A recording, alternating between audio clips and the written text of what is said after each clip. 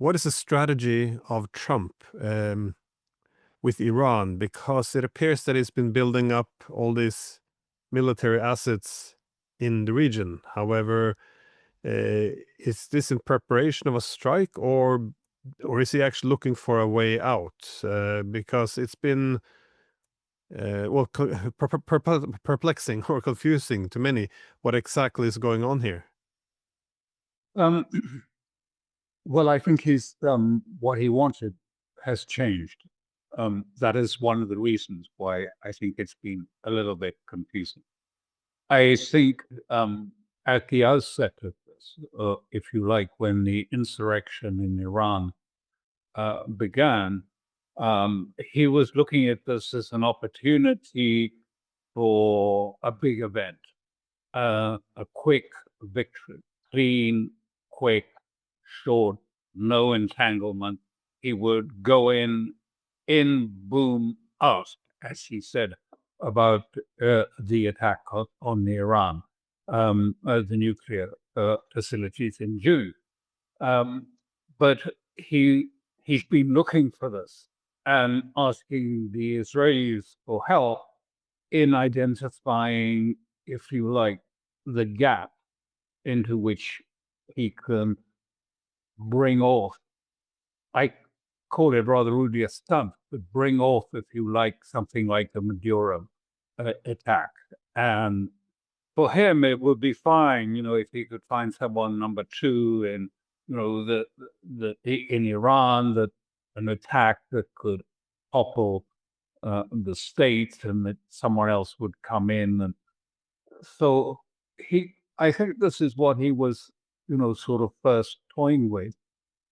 And now things have turned out to be very much more complicated than he, originally hoped. He thought maybe he could kill the supreme leader or do something that would support the protesters. And none of these things have really sort of come out as really he was expecting in a number of ways.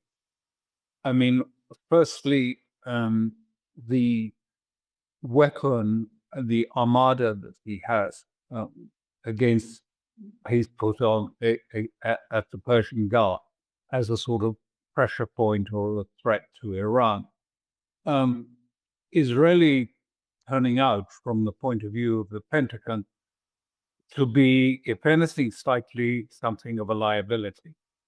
The armada has been loaded more with Tomahawk missiles than air defense missiles, to put it briefly. And the Tomahawk missiles, even the Tomahawk missiles, are not really sufficient for a major operation in Iraq.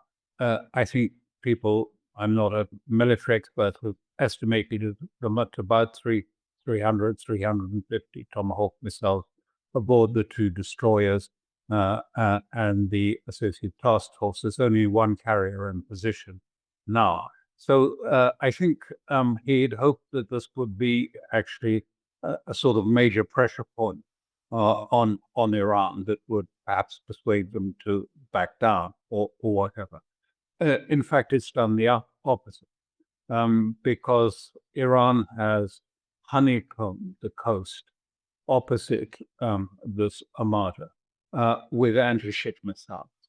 It has also populated the area with the seas there with submarines. They have mini submarines which have anti-ship missiles, and also they have speedboats which have anti-ship missiles. The anti-ship missiles from submarines, although they're mini submarines, can be fired while they're submerged. So the risk to the armada has meant that it has got pushed further and further back from the coast of Iran. It has been pushed further back because of the danger of, drone attacks. And the number of air defenses for, if you like, a number of ships like this is small. Again, I'm no expert in these things, but I'm told maybe, 50 to 100 air defenses per missile destroyer.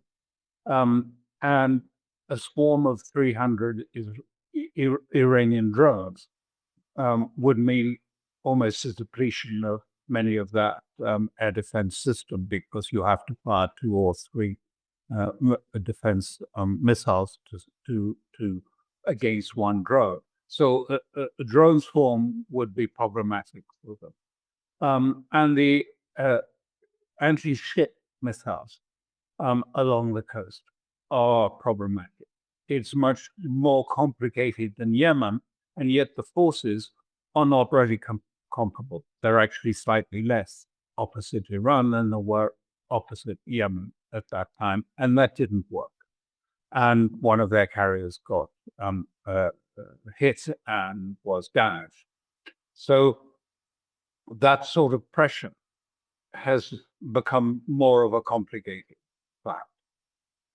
The other part to this was, of course, the threat to shut Hormuz, because that, and long term.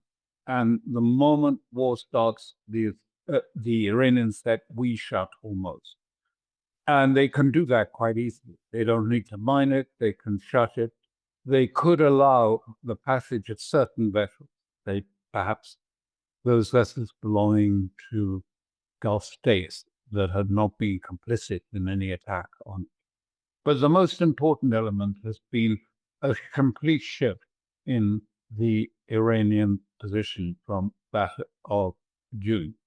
The position of Iran is simply any attack on us by Israel or by the United States, full war and the closure of Hormuz, or the mafia. So America sent messages via intermediaries, first of all, suggesting, well, let's have a symbolic exchange. We will attack, an empty IRGC building or something of that sort, and you can attack something in one of our, military bases, Al-Udeid or something like this, and then we'll say, call it quits. Immediately rejected by Iran. Said absolutely no. Any attack from whatever court, and it immediately starts full-scale war. At that point, Israel entered it and sent messages to Iran saying, oh, we're not going to join in this attack. This is an American attack, and we won't join in, and therefore we don't expect you to attack us. And Iran responded, absolutely not. As soon as we are attacked, immediately upon being attacked, we start the war altogether. So I think that Trump has now, been looking at various options, searching around, sort of looking for where's the chink in this, deterrence system that Iran have erected that I can go in and attack. And also because, the pretext for the attack is not really present. I mean, it's Trump himself who said the nuclear threat has been obliterated. There are no protests. And the Israelis have said categorically, the Israeli intelligence has said to Trump's people that a standoff air attack into Iran would not bring the collapse of the government or the state. That is a categoric assessment of the Israelis, because they saw what happened during the recent insurrection within Iran that was, if you like, controlled and managed and arranged from outside Iran, from Kurds and from the Mujahideen al-Khalq and other elements, in order to try and create the conditions for what they see as the house of cards of Iran to collapse. And even the Israelis admit, it didn't happen. First of all, Iran rounded up most of the insurrectionists because they had cracked the Starlink link, had severed the Starlink link, but it also is seemingly enabled them to track and arrest those who had the satellite connections to the outside world and who were being, if you like, orchestrated by controllers outside of Iran. So they've been rounding up so much of the sort of CIA Mossad network in Iran. I mean, some of it may still be there, but it's taken a big hit during this period. And there are now no demonstrations. So what is the peg that Trump is going to hang it on? I mean, the nuclear issue, even Israel says it's not the issue. And then there is, no protests to join. I know Lindsey Graham has been out there saying, well, you need to put troops on the ground, go there and support the protester. And you can have a good laugh at that because there's no organized protest movement in Iran. And the straw man of Pahlavi was set up by the Iranians largely. The idea that some of the Shah could come in. He has no support. I mean, the Israelis acknowledge he has no support in Iran. And they put it up because their objectives for Iran are simply, and that they've already started, to balkanize the country. So they set up constitutions for Kurdish area and Kermanshah and a Baluchi area in Sistan, and then Azeri area, and that the aim more from the Israeli point of view is to dismember Iran and have Iranians killing each other from these various sort of ethnic sections, rather as they've achieved in Syria.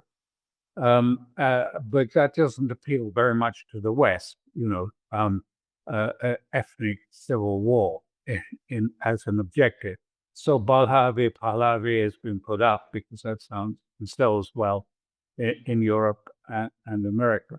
So I think Trump is still trying to find a sort of quick, clean operation, but he entangled himself.